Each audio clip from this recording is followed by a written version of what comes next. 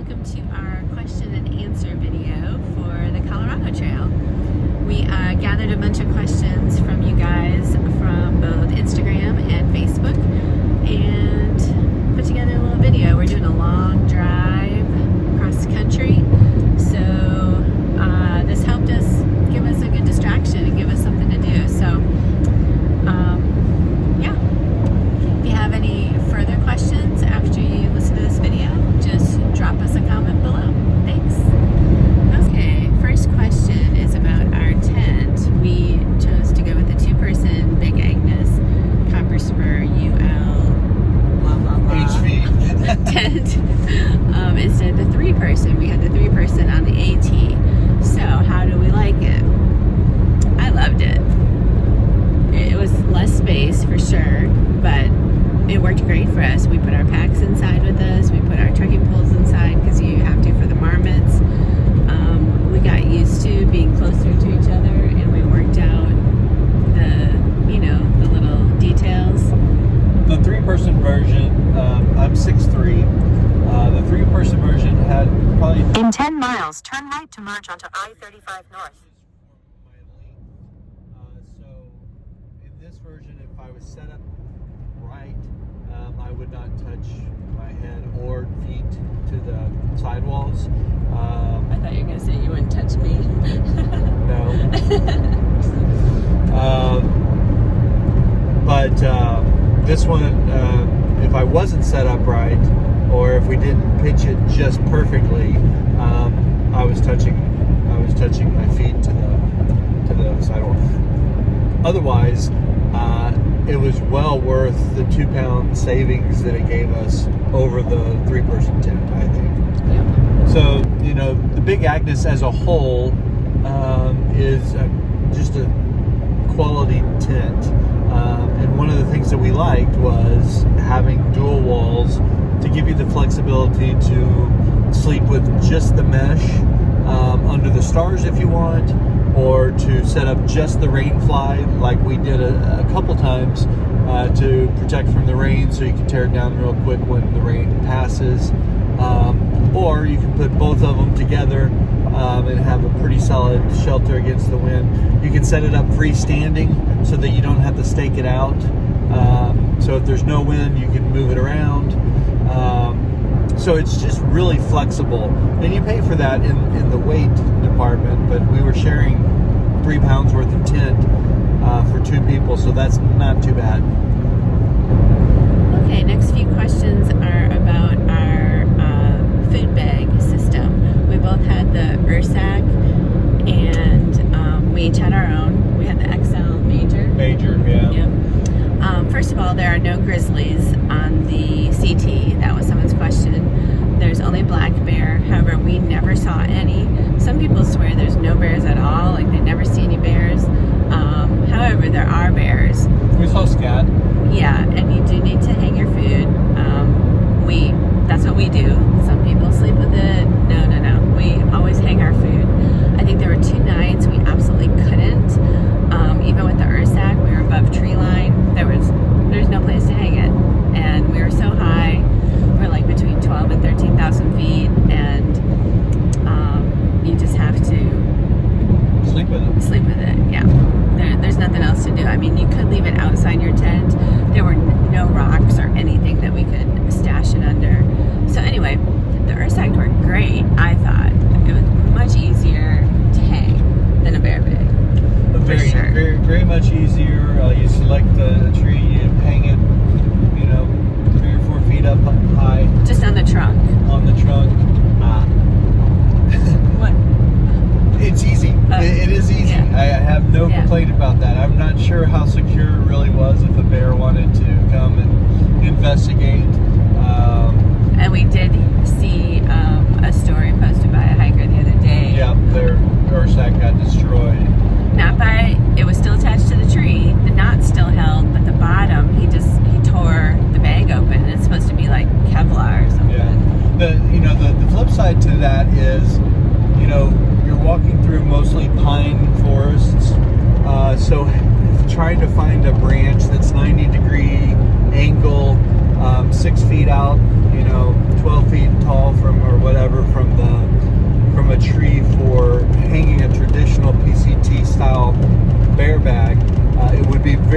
challenging, I would think, on the CT. So I think Ursack and a Bear canister are your two main choices for that trip. Yeah.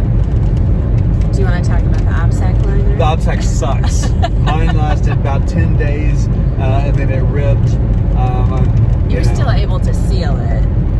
No, I mean, I could seal it, but there's still a hole below it from the crease where it had ripped. That's true. So Take that. So the OPSAC is designed to deter rodents primarily, so they can't smell through there, because the OPSAC that we got is supposed to be bear proof. It's like made out of some sort of Kevlar or material that's supposed to be bear claw resistant, but rodents can still gnaw through it. So the OPSAC is designed to keep your food from smelling, so they don't even know it's there, so they won't gnaw through your bag. And hopefully the bears don't smell it too. That's true. Yeah, it helps with that. I was very disappointed in the longevity or lack thereof of my OPSAC. Yeah. And I wrote a review, a very poor review. So in the future, I think we've heard that commode bags, like for commode toilets for campers, actually work really well, and they're really long, and you can just kind of gather up the ends and twist them, and that's fine. So yeah, you don't need anything expensive. A turkey baking bag, I think, is... No, I don't know if that would be... Why? I read that. Anyway. Just like you read the toilet one. So, there you have it. Okay, next question. Rank the CT trail as a through hike in difficulty compared to the other trails we've through hiked. So, Sunsets and I both talked about this, and we agree that the AT was the most difficult. Then the Bartram Trail, which was just a 110-mile hike we did before we did the CT in North Carolina and Georgia. It was pretty difficult. Then the CT, and then the Camino. Camino is the easiest. So, but that's not to say the Colorado Trail is easy. No. It's up there, but the Bartram and AT are a different beast.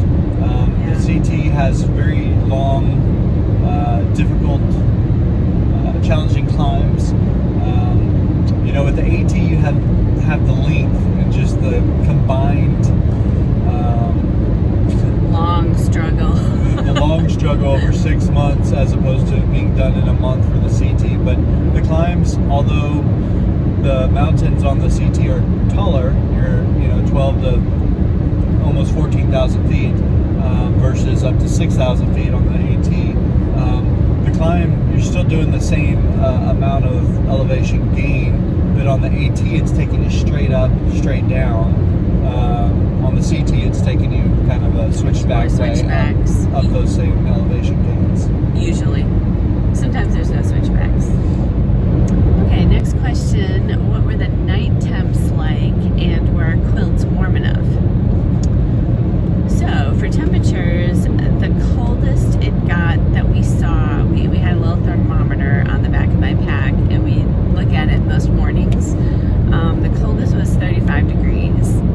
Now, it felt, 32 is freezing, so I was pretty concerned that if it did freeze, the Sawyer, so I always slept with the Sawyer in my sleeping bag just to protect it, because you got to sleep at night. Sometimes it gets a lot colder during the night. You never know if it's going to freeze or not for sure. It's not like we had weather reports every day. So that was pretty cold. Our quilts, I think, worked great. Yeah, I was happy with mine. I have the 10-degree quilt. You have the 20. And I also have a sleeping bag liner, but I only used it like a couple times. Mainly just with my leggings and my sleep socks. I had my fleece that I'm wearing now, and I have a puffy that I put on over it if it got really cold. That was plenty to keep me warm. And you? Yep, so I had the 20-degree enlightened equipment Revelation, extra long, extra wide, as I am. And I was warm. I think there's 2 or 3 nights where I wore a puffy, but mostly I was in shorts butt with my sleep socks. Very Yeah. important. Oh, and sometimes you wore your long sleeve smart wool shirt. Yeah, a couple times. Yeah. But you never wore your leggings. Not once. And we're going to do a complete video of the gear that we used and loved, used and didn't really like, or didn't use at all, or hated. So that'll be coming shortly once we get back to North Carolina. Yep. Okay, is there anything that surprised or scared us on the Colorado Trail? And she also wants to know if we want to do the CDT and the PCT. So for the Colorado Trail, we both agree the thing that worried us or concerned us the most, gave us the most anxiety, was the Colorado monsoon thunderstorms and lightning, or not even monsoon, just thunderstorms, because we were definitely going up on high points all the time, and you do not want to be up there with thunder or lightning storms. So the hard thing is you're not getting weather reports because we're out there. We didn't have a lot of cell coverage, and most mornings are clear, but these thunderstorms can roll in very quickly, and we are not weather experts at all. I mean, all we really know is, oh, that cloud looks really dark over there. That's right. Maybe we shouldn't go up right now. But it's really hard. That was enough, really. Yeah, it can really put a dent in your day. You want to do so many miles, you have to get over that high point, and sometimes you can't, or you have to wait because the thunderstorm is rolling in. So that was really concerning to us. It all worked out okay. We put up our rain fly several times when we heard a thunderstorm or we saw the dark cloud and the thunder. And usually it just, after an hour, it just passed us by. There were a couple days at the end where it rained more, and that was annoying. But Yeah. do you have anything to add? No. I think that's really the only thing that concerned us. Yeah. On the CT. Well, I think I was overly concerned with sun exposure. Oh yeah. And I was extremely prepared for that. And it wasn't as bad, maybe because the humidity was lower and it didn't sap my energy like it does when I'm in North Carolina and the sun is directly on you. But I found the sun was not bad at all. I mean, we protected ourselves. Right. We used sunscreen, fully covered arms. The only thing that really exposed were my lower legs. And you put sunscreen And I on put that. sunscreen on those. So yeah, that was pretty much unfounded. But until you experience it for yourself, you're not going to know how you're going to deal with it. Yeah. But that's it as far as fears. Yeah. CDT, PCT. What do you think about that, babe? We do not have any current plans for the CDT, but Sunsets has plans for the PCT. I would like to do the PCT in 2022. So we're going to start saving money for that, and that'll be my 50th birthday year. So it'll be kind of a interesting one to do. And it is not Chica's dream to do that, the PCT. So it'll be an interesting trek for me to do solo. And provide some challenges that I have not had on my other trails because she's such a badass and great support. He'll do great. I think it'll be good for him. So someone asked if the umbrella did it make a difference? Was it worth it to carry it?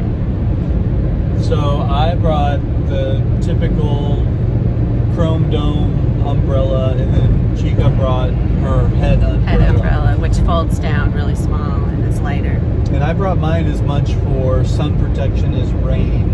I took it out twice the whole trip, and the second time I took it out just because I hadn't taken it out the whole trip, and I'm like, I could use this damn thing.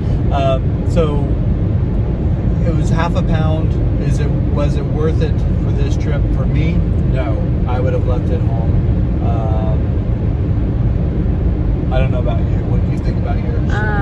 So I used my head umbrella maybe 3 or 4 times with the rain. It did rain a lot less than we thought. Like, we thought it was going to rain every day.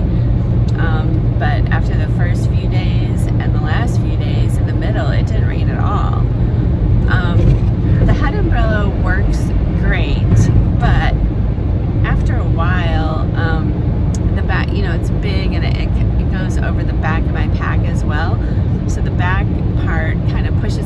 forward, so it's kind of hard to see in front of me. Like a Sunset has to hike in front of me, and I have to kind of follow his feet. So that's a little annoying.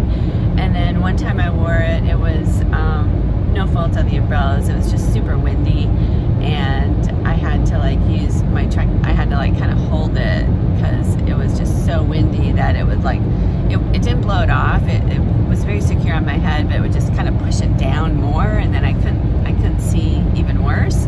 So that was just a hard day. We were climbing up to a high point, and it was raining and wind blowing really crazy. And so I don't know what the answer is. I mean, I like the umbrella because it just kind of keeps the wetness off my head, my phone, the top of my pack. But so if it's raining lightly enough, I just wore my raincoat with the hood, and that worked great. Yeah, so for me, from the sun protection, I had so many other ways to protect myself. I had the wide brimmed hat, long sleeve shirts, sun gloves, and sunscreen. All those things I never needed, and because of, like I said, the dry heat, I never needed the sun protection of the umbrella. From rain, we had such good rain gear that I preferred just putting rain gear on, or if it was really light drizzle, just get wet, so I would definitely leave it at home, and that surprises me because I thought I was going to use it quite a bit more. Yeah. So we went Stoveless for our CT hike, and some people were asking how that worked for us, and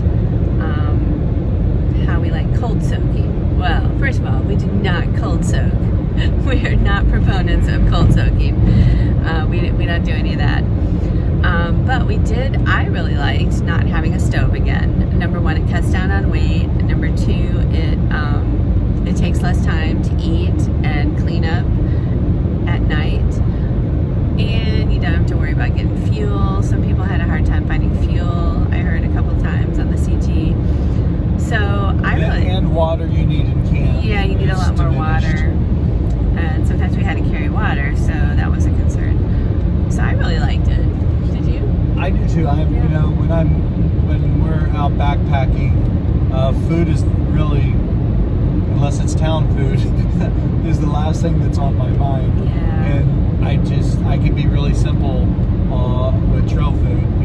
Jerky, nuts, trail mix, peanut butter, almond butter, done. Yeah. I can eat the same thing every morning from morning, noon, and night, and just snack. So to drop the weight of fuel and stove, I'm fine with it. Yep, me too. I really like it. And like you said, we just eat to eat, get the calories. It's not like we don't really have any pleasure in eating trail food on the trail. Yeah, even when you have a stove and you're cooking a nice, $8 backpack country meal, it's not that fulfilling. It's still not fulfilling. No. It's not just wonderful. It's just okay. So Yeah. I'll just take the stove out and have some really okay jerky. Next question. Did we carry 7 days of food for the first part? Well, we carried 6.5. So the half day was when we went into Breckenridge that day. I think we had 7 miles to do that day. So we just really needed a breakfast bar that morning and a snack. And there was another time we carried 6.5 days also. But after the second time we carried it, we both were like, this is too long. This is too long to be in the woods, too long to carry food, too much food to carry. But we kind of worked that way with the resupplies. The CT is unlike the AT as far as it doesn't have trail towns frequently. And you also have to go. It takes a while to get to the trail towns. They're not right on the trail or anything. So it worked okay, but we both determined 6.5 days is a long time. And mainly that was the shower part. I mean, after 6.5, almost 7 days out, you're pretty rank. Yeah, and I think we did cut our food really short that time too. Like when we went in, we were totally out of food, but we had enough. We were fine. Yeah. So, hope that answers your question. One more. Oh. kind of reduce the amount of days you're taking in your food bag, because when you're starting out, we would take a deli sandwich and something more fresh, and that would be like our first day's food. So you're kind of consuming that right away. So you're really carrying 5.5 days of food. Right. That does help. Okay, next question is about water carries and our filter system. So we use the Sawyer Squeeze. We just had one. We both had one, so we had two on the AT. We chose to just do one for the CT. It worked okay. There were times where, especially Sunsets, was like, man, I wish we had two, because it just kind of took longer. He'd have to filter his water first, and I'd have to filter mine. But it worked fine for us, and we had two water bags to gather dirty water. We had the CNOC and the Evernew. The Evernew we had used on the AT. We had a new one. We knew we loved it. We wanted to try the CNOC, and I think we've talked about that in our videos about the bags. So anyway, water carries. Yeah, so There were several. Yeah, on the AT, water, especially in the south, is prolific. It's you're crossing a stream every quarter mile, and so you don't really have to worry about water so much. There's a couple carries that are like 8 or 10 mile carries, but that's it. On the CT, we started out with 10 mile carries every single day for the first couple days, it seemed. Yeah. But it was mostly that. Excuse me. So no longer than 10 miles in the beginning. I think the longest one was 18 or 20. 18, and we had two of those. But sometimes those aren't spaced well with camping, so you do have to manage where your campsite's going to be, and or carry enough to get you through the night and into the next day till you get to water. Exactly. And it helps to know what your rate of consumption is, and then kind of what the weather is, because obviously if it's colder, you're not going to drink as much as when it's hot. So. Yeah. And if you're going uphill, you might need a lot more water. So, but it worked fine for us. We just planned accordingly, and we're good at planning, so yeah, I think the most we carried was 4 liters for me and 3 for Chica, and that was overkill for that day. Yeah. But you never know. Yeah, better to have too much than not enough, for sure. Next question was, what trail towns do we do? So, we did Breckenridge, we did Nero into Breckenridge, and then we did Twin Lakes, which we actually ended up going into Leadville because they didn't have any vacancy there. But that worked fine.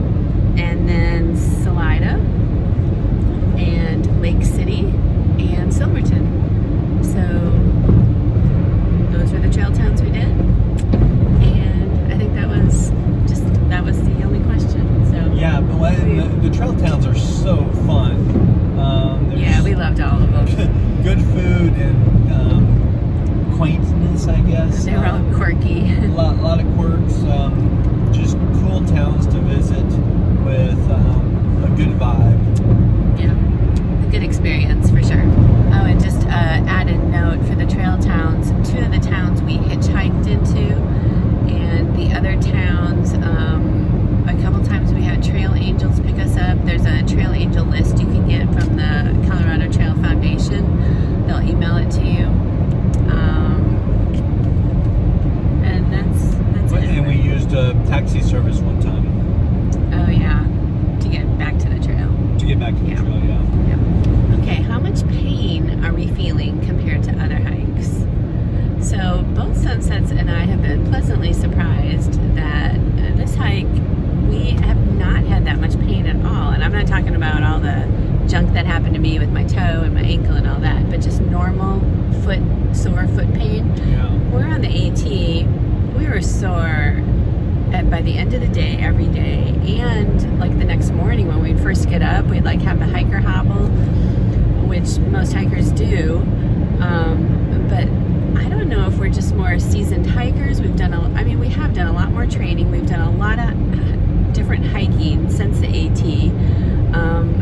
I know we were in much better shape starting the CT this year, but we did not have a lot of just the normal sore foot pain. And you're not prolonged activity for 6 months. It's a month Right. and done, a month and a half and done. But still, we had the pain on the AT right when we started. Pretty soon, yeah. I think part of it might be, our body's just saying, "Oh yeah, I remember. Yeah. This is what we do. Oh yeah." This Kind is of what muscle you guys memory. put us through." Yeah. And muscle memory, yeah. And a lot of it has to do with we really prepared well physically for this trip. Yeah. We were hiking during the COVID shutdown of our hostel for 2 months straight, and then we went out and did the Bartram Trail. And we also lost some weight in we had there. We lost were weight. eating better, so all that combined really helped. And so we started with 15, 16 miles, which is what we had already been walking. So it was just more days of it. Also, I have switched my shoes out since the AT. So on the AT, I use Solomon's, and that might have been part of my problem with. I had a lot of different foot pain, a lot more so than Sunsets, beyond just the normal hiker soreness. And now I have the Ultra Lone Peaks, which I love. I've been using them since. I used them on the Camino, the Bartram Trail. They were great for me on the CT. So I think that has something to do with my feet, at least. I just absolutely love these shoes for hiking. They do have the zero drop. They're not for everybody. You have to spend some time getting used to them and working into them because of the zero drop, but I just love them. So thanks to Barb Hearn for that, because I tried them on when I was with her. She had a pair and I was like, oh my gosh, it just feels so comfortable. And then from then I started trying them, and I've just been in love with them since. So did we discover any new trail food this time around? So, go ahead. Yeah, not really. Not really, Trail but- food, but one thing that get by this truck. One thing we did like the packaging of is the Justin's peanut butter and almond butter. It's nice, single serving, 200 calorie packs. Same thing with Jiffy. We found some online that were super cheap, and they were in 200 calorie packs as well. Yeah, and for me, I have always eaten like Triscuits and cheese for lunch on the trail, and I've been using their pretzel thins. They're like pretzel crackers. They're really thin, and I kind of like those better. Like you can pack more of them in. They're not as hearty as the Triscuit, but they don't crumble that much in the food bag, and they're really good with cheese. So I liked that. And I think that's it. Otherwise, we kind of use the same type of stuff. We did the candy we craved, and I tried some different stuff for breakfast, but ended up going to Pop-Tarts in the end. Yeah. Okay, next question. Did the altitude ever bug you guys? So first of all, we've already talked about this in a video, but we'll just cover it briefly again. We were concerned about altitude sickness, so what we did when we went to the trail before we started hiking was we spent a night in Denver. We spent 2 nights in Pine, which was above 8,000 feet altitude. We went on little day hikes. Every day we drank a ton of water, and I think that really helped us start acclimating. And then starting in Denver going south is the best gradual way to rise in elevation, so that's why we went south. That all helped, and we did really, really great.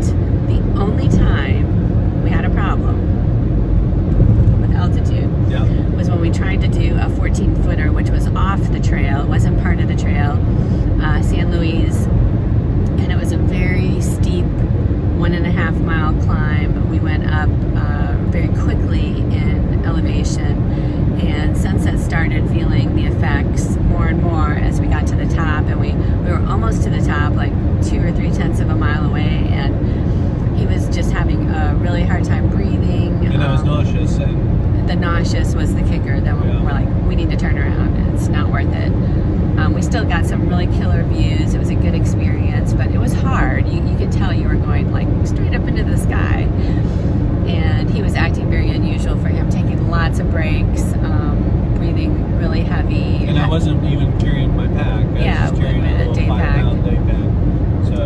was the only time, and we feel really good that we did the right thing. We turned around. As soon as we turned around, started going back down, I think immediately you started feeling better. Yep. So that's the only thing. And I feel like what we did to prepare was really excellent, the way to go. And it also helps to be in good cardio shape. Cardiovascular shape, yeah. That all of those things combined, being hydrated, being in physical good shape, and then acclimating for a couple days at least before you get going, help. We knew several people on the trail that were suffering from the altitude sickness. Yeah, it can be. We didn't really quiz them and see, what they did to prepare, but we know some of them didn't do anything. Yeah. So just do your research and take your time and acclimate before hitting the trail if you're from a non-elevated area. Next question: is the CT doable by hammock? I would think mostly yes. Most of it you could. It's very treed. But if you're okay with a few nights doing cowboy camping, yep. just because there's a few times, maybe 3, if you really try to plan, that you're not going to have any trees at all to hang your hammock. Yep. So, yep. Otherwise, you probably could. Yeah, I think. But it'll be between like pine trees, and yeah, that'd work. Next question: do we wish we would have sent more resupply boxes to ourselves than we did? My answer is no. I think we did it perfectly. We started resupplying ourselves, then we got a box at the next location, and then we got a box at the next location. So really for the first 3 weeks, we had our own resupply boxes. And then after that, we did resupply in the towns, which was twice, I think. And it was a little bit more pricey, but that was fine because the stuff we sent ourselves in the resupply box, some of the stuff were like, your tastes change a little bit, and we kind of looked forward to doing it at a grocery store. So as far as taste-wise and the food, it was good to get a different variety, even if it's like a different variety of candy or a different variety of cracker or jerky. It just helps make it more interesting. So we would have had a little bit of cost savings. Yeah. Even after spending $20 to ship the priority box, or whatever it is. But like Chica said, after a couple of weeks, you're craving some variety, and it's almost worth it to pay a little bit more, even though you're in an expensive town. Yeah, so I think we did it perfectly. Actually, we saved some money on the front end, and we were able to have more interest and variety of food on the latter part. Yep. Next question: would a hostel like ours, like the Chica and Sunsets Hostel in Franklin, be profitable on the Colorado Trail? Good question. Yeah, and it's really hard to answer. Would there be a need for it, and would you have business? Yes. The hard part of the answer is real estate, and the trail towns is extremely expensive. Probably 5 times what we paid for our entire duplex. We stayed at a place called the Simple Hostel, and I was talking to the owner a little bit, and with COVID restrictions, he's at half capacity, which I think was, 10 people that night. And he was full, but he was struggling just to pay bills because the real estate is so expensive. His rent is so high. Having to cover that monthly rent is hard for him. So I know the place would be busy because there's plenty of hikers out there and support. I just don't know if it would be super profitable. I mean, ours is not super profitable. It's kind of more of a labor of love, but you do have to make a little bit of money to keep the expenses and make it worth your while. So I think it would be hard on the CT unless you inherited some real estate or you got a sweetheart deal somehow. Okay, question for the best and the worst campsites we had. So we really didn't have any super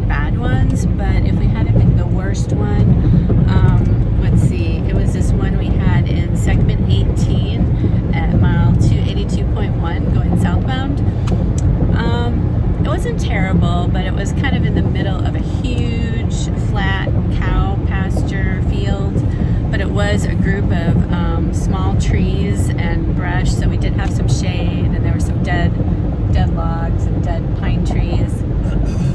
There were cow patties, and there were cows that came kind of through the camp. Yeah, kind of close to us, so we could hear them throughout the early evening. It wasn't terrible. No, I don't think we had any really terrible. Even ones where we set up where there wasn't really much of a campsite before. We were almost always able to find flat ground, and so There's tons of places to camp. yeah, I can't. Tent selection, site selection is not bad on the Colorado Trail. There's always places Yeah. to pitch. I mean, let's say within a mile or two of where you want to be. So our best campsite was at mile 458.4, going Sobo, segment 24, and it was our second to last night. Just an Gorgeous. awesome place. It was right before you hit the Indian Ridge Trail that is really high, some ups and downs above tree line. But this place had trees. It was like the last place you could camp before it. It was still pretty high, but not the highest point. Yeah, and we actually planned that site based on gut hook comments, because Yeah, it's everybody not in was the saying data book. that you had both a sunrise and a sunset, and we you did. did. And And we had a gorgeous. rainbow too. And it was gorgeous. So beautiful. And we had the place all to ourselves, so there could have even been nicer. other tent sites, but Yeah.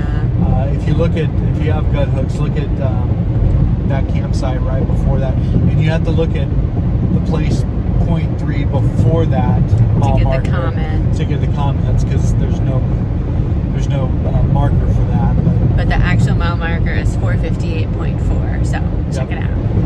So next question was, what was segment 24 like? Our friends, the Mad Hippies, when they did the trail, they took a detour around that segment because there were fresh avalanche fields, and they were worried about getting through them and stuff, so they wanted to know what they missed. Well, you missed something really gorgeous. After we had climbed that day, you kind of constantly go up, and then after the last high point, you go down for a long time, and there were crazy switchbacks. But when you get down, you're like in the Continental Divide, and the views, it was just amazing. You're in this canyon. It was like not the Grand Canyon, but you're in the canyon, and just rock ledges everywhere.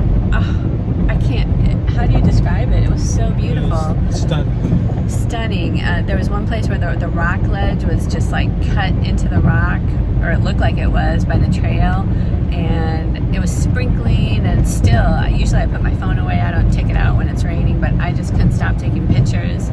It was so gorgeous. And then we came to that place, there were like caves in the mountain where they must have done some mining. And then a creek through the middle, and kind of some difficult hiking because it was going severely down, and some places were really slick with the gravel and stuff, but it just kept going. The views from the divide going out with the mountains in the back. Yeah, it was definitely one of our favorite, most picturesque sections. But I think after that... Sorry you missed that, guys. Yeah, sorry you missed it. But I think after that were the avalanche fields, and there were 4 of them. And they were fine. I mean, they had ribbons. You knew to, once you get over the first section, you just look for the next ribbon, and you kind of see it, so you kind of know where to kind of head for. It was a little bit difficult because in the morning it had rained, so all the logs were really slick, and we fell a couple times, but we didn't hurt ourselves or anything. We knew we'd slip and fall. So that was kind of the only difficult part of it. But It's actually kind of fun.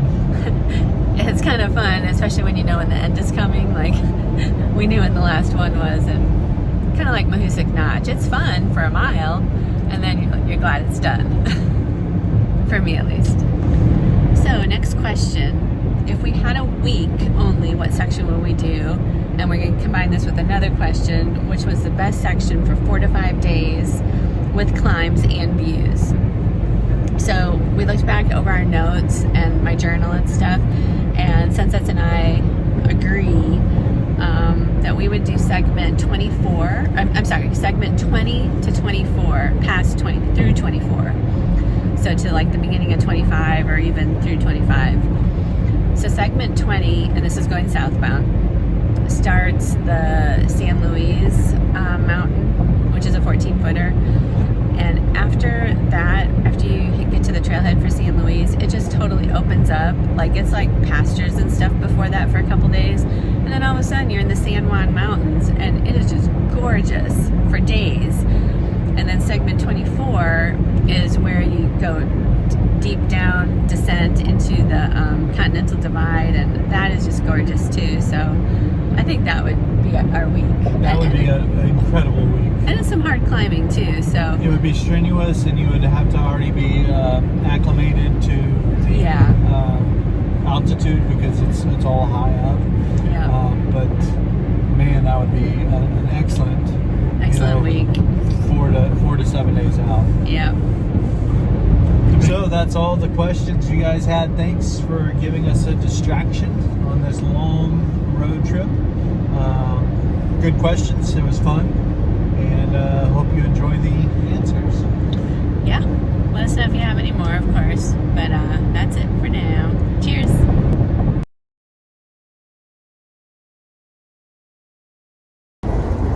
So how did you first start doing this in 2013? This or hiking? This. So The this cafe. started about, I kept getting woke up. It's a true story, I'll tell you the whole story. So I kept getting woke up, and I had two words in my heart: feed hikers, feed hikers, feed hikers. Now, you want to call it what you want, I'm a born-again Christian, whatever. I was an atheist and started reading the Bible and went to a revival, and I was a crack cocaine addict and went and got baptized. I came out, next day I didn't have an addiction. Wow. So I said, okay, God. And when did that happen? It happened when I was 33. Wow. So I'm 56. So you think, oh man, he's going to be like, on the straight and narrow. Heck no, there's no such thing as a straight and narrow. I backslid slow so many times. And then I kept getting woke up one time for about a month and a half. Feed hikers, feed hikers. And I'd hiked the year before up to Irwin with the pinched nerve. Okay. So I went to work one day, and I had a friend who was also a believer at work, and I went to her and I said, I got this weird thing going on. I keep getting woke up in the middle of the night. I take my dog for a walk. I had a dog then, and I have these two words, feed hikers, and they come up every time. Not in my head, but in my heart. And she goes, well, it sounds like God, just go do it. And as soon as she said that, I was like, you're right. So I rode down to Georgia, and I thought I'd catch him early. And I was just going to sit down there for a little while and feed. Had no idea what was going to happen. So I went and talked to Lee, and I said, Lee, where should I go feed hikers? Boom. And she said, go to Woody Gap. So I went to Woody Gap. I fed 10 days.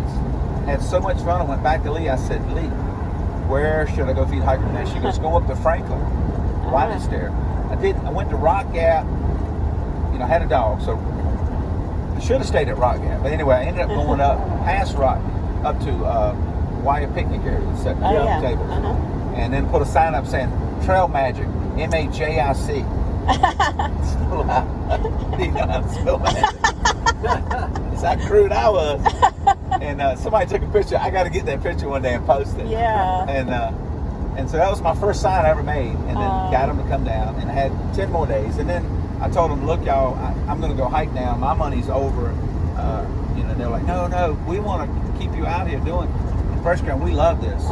So I was like, they said, look, put a donation jar. I said, I don't like doing that. Just try it. So we put it on there. Took a Folgers can. Trust me, I don't know where that came from. Should have been a Dunkin' Donuts. It should have been Dunkin' Donuts. And when I took the top off, it was like a Jack in the Box. There was so much money packed in there. It just popped out. And it was mostly just once, But I ended up staying out 4 more setups, 10 days. And every day I'd go down to get food and come back. And I was finding out where the spots and you were loving it? Making mistakes, yeah, loved it. Yeah, so that was the start of it. So to me, and so feeding them and loving them is so easy. And that's all. That's all I do. There's nothing been added to this. Keep it down to the basic. So no matter, this faith thing is for my walk. I mean, to me, it's a ministry. But to everybody else, it's a nonprofit because that's what it is. But me personally, it's a ministry. It allows me to keep me straight. Yeah. It allows me to have purpose to life. It allows me to express my faith, but without a hidden agenda. I think a lot of people mistake that they think they got to go out there and save people. Yeah. You got to allow people the free will to choose their own way in life. It's a free will. If you're out there trying to steer them, that's not a free will. Right. You know, so this is one thing out here I've learned is I'm not trying to hide my faith, but I'm trying to show it and not talk about it. Yeah. Because I think it's better to show people. When I was learning, I'd rather you show me how to do something and then get out of the way. Don't sit there and talk to me for 30 minutes. Right. I learn better by doing it. Feeding them and loving them is so easy. And that's all. That's all I do. There's nothing been added to this. Keep it down to the basics.